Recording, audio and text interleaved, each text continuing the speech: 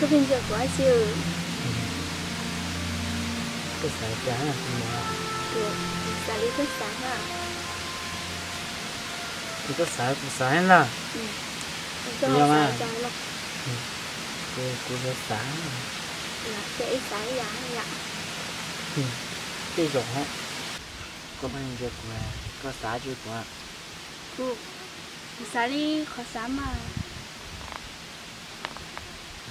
xả khó xả su xả cho nó À, xả giá đi, có xả con chưa mà.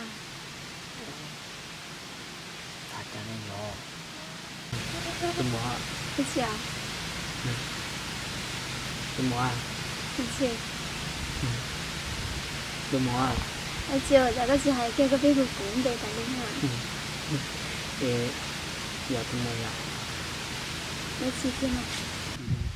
tiếp theo tụi mua giờ Nó chỉ kia là cái gì hay biết để đi chơi tại linh hả? Giờ đã chiều. giờ Đã chiều kia mà.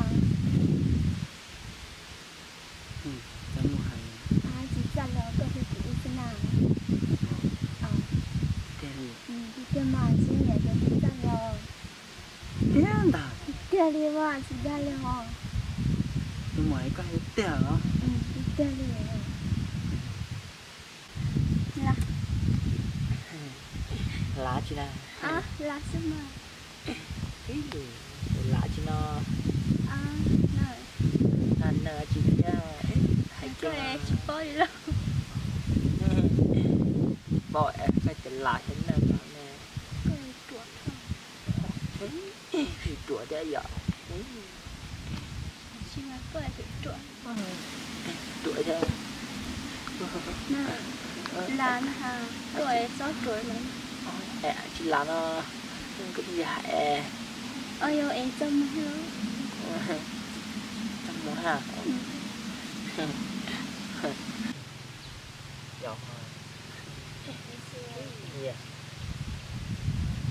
cá sẽ bắt cây bơ tạ tiền cái gì ạ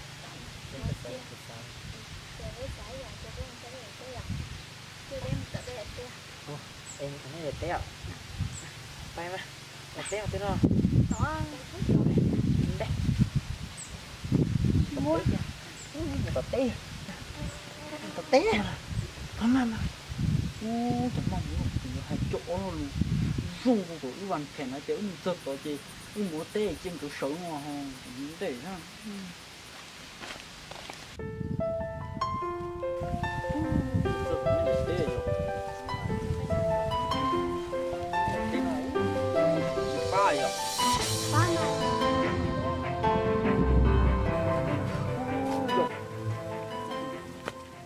giò không mua anh cháu cô lên bé sườn nó ha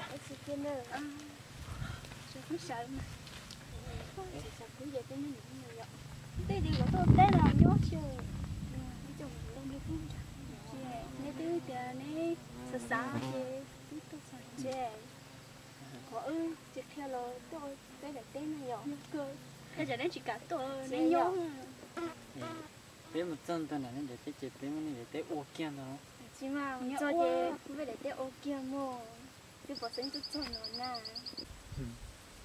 이거 사 떼린다요. chị xài tiêu đi mà chị xài thế nhiều cho hay rồi 이것이 포 기름 조금 넣어. em cũng cho cô xá cho tôi không phải để té hả tôi một cả cái này đại là ô tế đại mà. ô kia phải để ô té để nữa hồ ô đại nè. chị ô để hồ chị chỉ cái thôi trong cái mùa á. chị cho mà ô bốn chả dạ ô cái bé sẽ tên là cái bé chị à. sai tên ô cũng sẽ tên nè. chị cũng sẽ nhiều tên tôi hiểu lòng của tôi sẽ tên lên nè. sẽ bắt cứng đó mà ô sẽ bắt cứ lọ. ô bắt cứ lọ cơ lọ. lâu mà không sao. ô đây còn nó rồi. nó phải cười sự bắt cái cơ ra. ôi thời gian cháu cái điều sao này ô đúng rồi. ô tư ôi nhưng mà ăn ta Cái gì cũng nổ mồ. Ôi.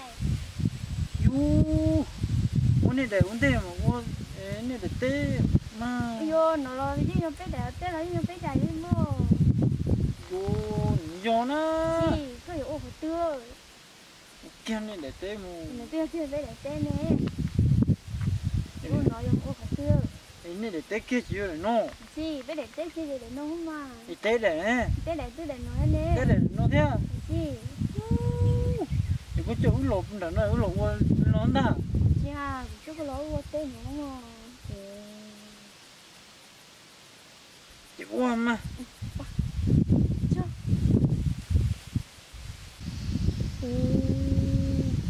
때래 rồi nó. Nếu để té rồi nó. Đủ. Sao tiền chơi nó té cho nó đẩy kia ha. Thế mà nó thì để nó đẩy chứ.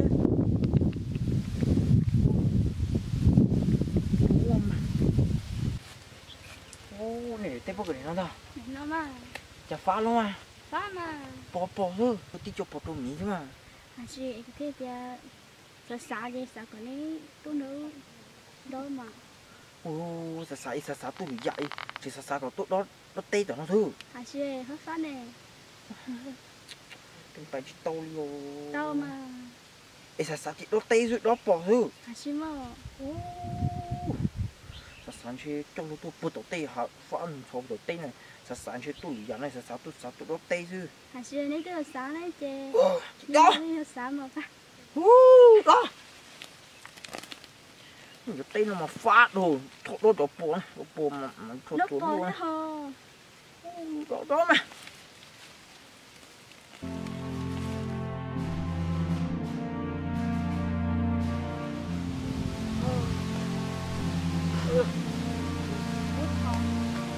Cắt đôi được rồi.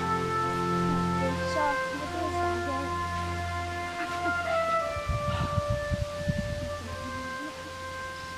Nhớ rất tội luôn. Tội tê này. Em cứ ô tê, giờ có ô đã chi hết rồi. Đi tối này để tê này. Em cứ ô về để tê. Để chưa về để tê nào. Nhỏ cười rồi. Chị à. Nè. Quậy. Tội tê tối này để rất tê lên hay rồi. Chưa về để chân mà. Em đã nói về để cha. Ôi. Sao thì có thể có xa rồi không? Anh chưa một tôi tốn này giờ tép bốc cười, ưu tiên cái all lần tốn này tép bốc cười. Tôi trên chơi có ưu tép phá phô đó này. Tôi tép phá phô ấy.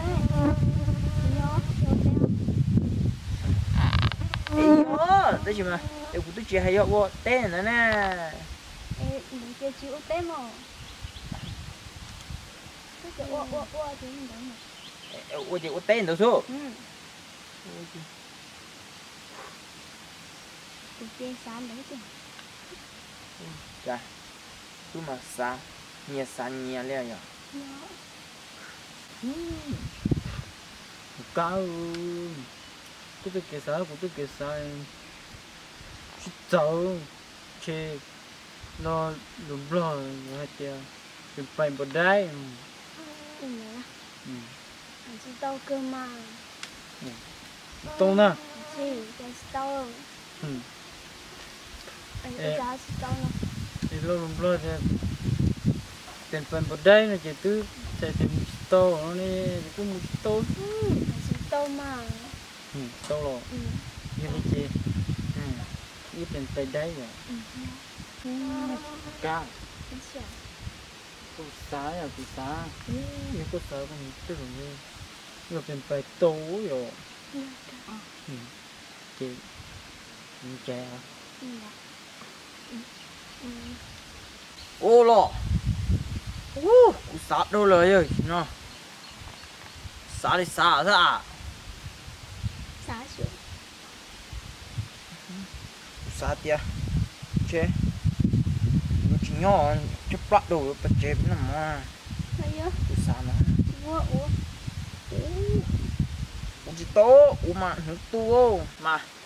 Chỉ nó mà xá mà. Xá bắt chế đó. Nhon đồ nó này phải xa của cái món này cho tê thứ này gì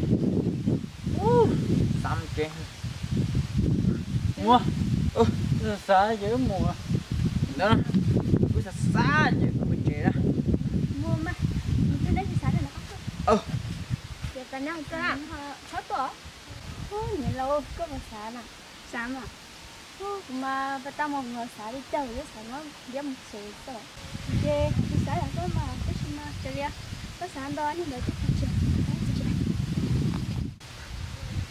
ô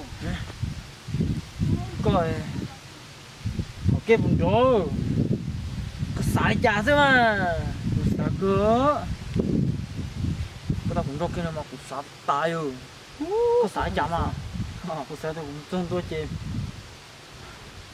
ok là để té đúng không con này bây giờ tôi cũng như xả cái tiền nó xả tay rồi chứ nếu như tôi còn nó xả thì cũng tôi phải để tay chứ tay phủ phô thì hay tay rồi có sao mà lấy con này để té phủ phô mà chân tôi chơi sang tay phủ phô mà tay lù phô hay là tay rồi xả tay rồi thì không chơi cũng là để té đó tên tròn rồi đủ lù sao Chê tu